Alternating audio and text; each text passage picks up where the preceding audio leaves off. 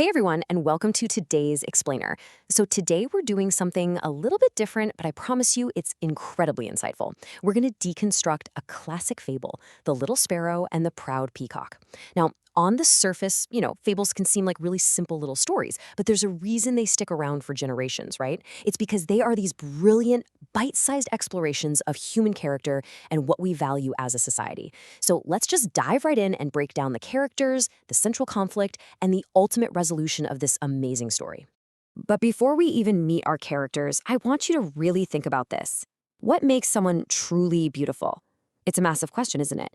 I mean, society is constantly telling us one thing, while our actual lived experiences usually tell us something completely different. And honestly, this is the overarching thematic hook of our entire explainer today.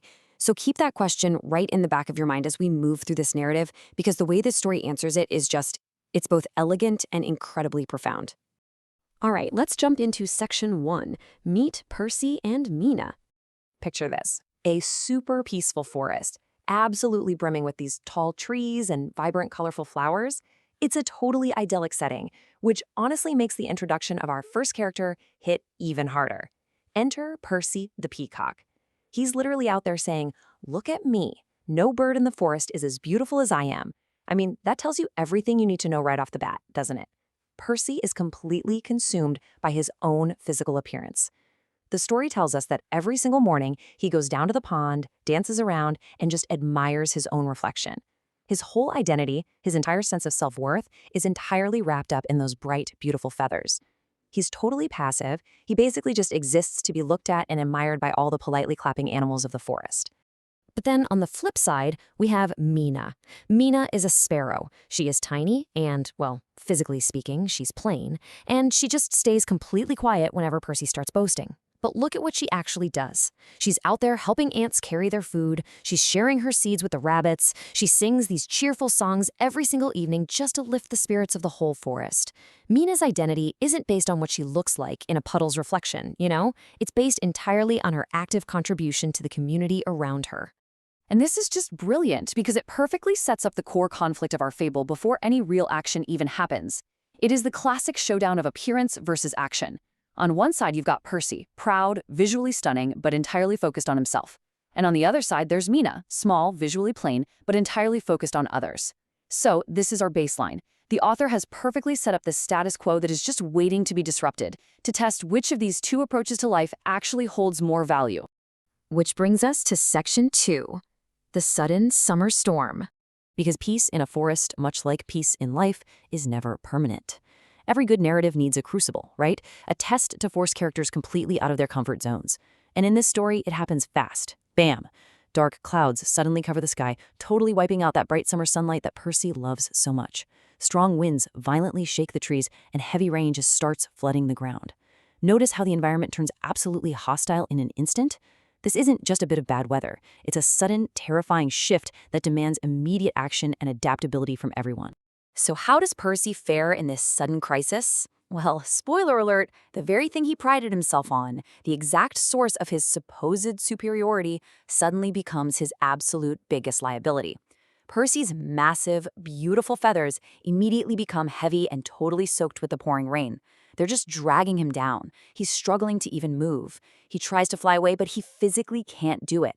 The pure aesthetic beauty that made him the absolute star of the forest on a sunny day is completely and utterly useless in a storm. In fact, it's actually putting his life in danger. The dramatic tension really spikes here as Percy cries out, "Help! I can't reach shelter!" He is desperate. His vanity has been completely stripped away by the elements, leaving him incredibly vulnerable. And what's really fascinating here is the reaction of the other animals. The ones who politely clapped for his dances every morning. Yeah, they don't help him. The story notes they are way too frightened to assist. Percy's superficial beauty didn't buy him any true loyalty. He is utterly, completely alone in the flood. Moving right along to section 3, a lesson in the cave.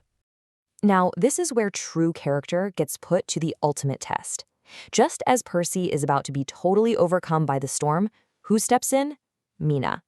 While all the other animals are paralyzed by fear, this tiny, plain little sparrow just springs right into action.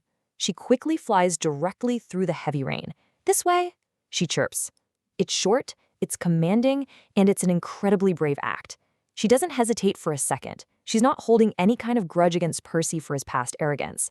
Her character is so deeply rooted in helping others that she navigates the storm and actually guides this struggling, heavy peacock to safety. And they make it. They are finally safe inside this small cave hidden beneath a hill, while that terrifying storm just continues to rage outside. And what does Percy do in that moment? He lowers his head in shame. This right here is the absolute turning point of his entire character arc. The rain has totally washed away his pride. He is sitting there, dripping wet, looking at this tiny, exhausted Sparrow who literally just risked her life for him. The physical storm outside is completely mirroring this massive emotional storm happening inside Percy's head right now. And that internal storm leads to a massive, pivotal realization. Percy finally looks at her and admits, "I always believed beauty was the most important thing. But when danger came, it was your kindness and courage that saved me." He totally drops the ego. He recognizes out loud just how severely limited his worldview actually was. Physical appearance had zero currency when his actual survival was on the line. It was action, it was kindness, and it was courage, Mina's defining traits that held the real-world value and power. And Mina's response? It is the absolute heart of the story. She just smiles gently and says, "Beautiful feathers may impress others, but a good heart is the greatest beauty of all." She doesn't mock him. She doesn't hit him with an "I told you so." She validates that, yeah, sure, aesthetics can impress people, but she completely redefines the very word beauty for him. True beauty isn't some outward display, it's an inward reality that manifests as a genuinely good heart. And that leads us to our final section, Section 4, Understanding True Beauty. A fable isn't really complete until we see the long-term resolution. What are the actual lasting effects of this terrifying afternoon? Well, Percy undergoes a complete 180-degree turn. First off, he stops boasting entirely. The vanity, totally gone. Second, he becomes much kinder to others. Third, and I think this is absolutely crucial, he starts actively helping the other animals. He basically adopts Mina's action-oriented approach to community. And finally, he proudly calls Mina his best friend. He's no longer seeking the polite applause of a random crowd. He values the deep, meaningful connection he shares with the Sparrow who saved him. He has fully internalized the lesson and changed his behavior for good. And that brings us to the explicit moral of the fable. True beauty comes from kindness, not appearance. The story systematically proved this statement to us. It showed us the absolute fragility of appearance when the storm hit, and it proved the immense, literally life-saving strength of kindness through Mina's actions. It takes a completely subjective concept like beauty and permanently anchors it to how we actually treat one another.